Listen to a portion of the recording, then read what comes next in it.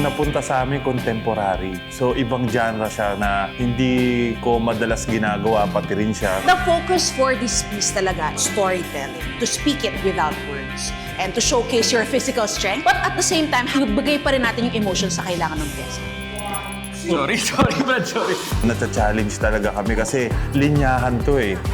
Kumbaga detalye siya yung contemporary. Hindi siya basta parang i-group mo lang siya or ano. Alam ko na, solid yung gagawin natin. Alam ko na, Papa, sabugin natin yung stage. Rojan at Zeus, that's authority. What you think? Literal na binuhat ninyo ang isa't isa. Diba? Literal yun. Nagbuhatang kayo. Hindi nyo nilaglag ang isa't isa. Husay. I love it. Sus, Mariosep. Coach Jay? Pag nagpo-floor works kasi, dun din nafe-feel yung bigat. Pero sa kanila, para lang silang, alam mo yon, nanonood ka sa aquarium na bigla lang silang nag-i-slide and then ang gaan, yung emotion, yung musicality, talagang nafe-feel namin dito. Ang ganda, habang pinapanood ko kayo, ina-analyze ko kung ano ba yung story na gusto nyong iparating sa amin.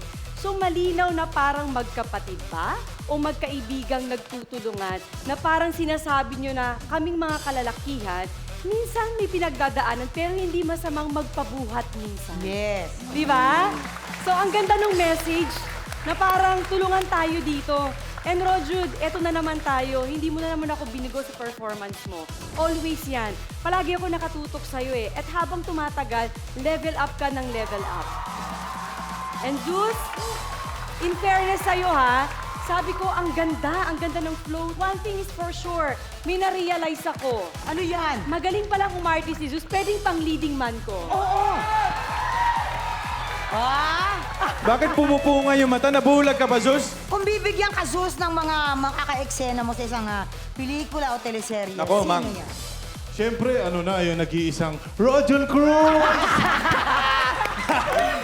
Kakaibang kwento. Ang sarap kasi magpabuhat kay Rojan. Gusto ko lang din i-congratulate si Coach Angel. Coach Angel, thank you very much! So much at tiyaga at tiwala, Coach Angel. Grabe naman, Coach.